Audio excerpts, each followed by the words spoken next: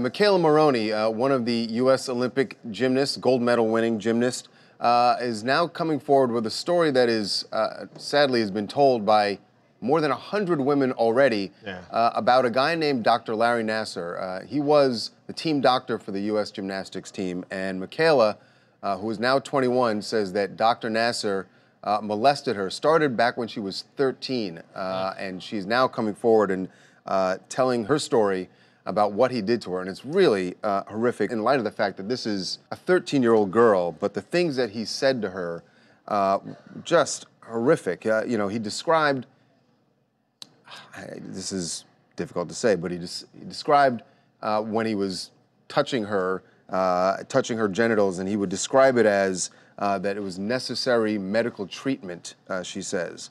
That necessary medical treatment that he'd been performing on patients for over 30 years. Yeah. She's a little girl, and obviously he's a grown man, as a doctor. She has no idea. And he's an authority figure. He's someone that she knows is an expert at what he's doing. She trusted him, and he abused that trust. Yeah, guys, over 120 women have filed a lawsuit against this guy already from different walks of life, college athletes, other gymnastics, competitors. Other people have said the same thing, that he would say he would do intervaginal and interanal probing and say it was medically necessary and normal procedures. And finally, they all started talking and saying this isn't right. So other people have come out, and now Mckayla Maroney's come out too and said it was a pattern of behavior like this, starting when she was 13. She claims that he drugged her on gave her like a sleeping pill on an airplane and brought her into really the most shocking story. Into a hotel room where she felt violated against, that she was in fear for her life, thought she was gonna die. This guy is, from all allegations against him, a piece of absolute human garbage. So yeah, and I wonder, you know, I know Mckayla laid all this out in a very detailed release that she put out to the media.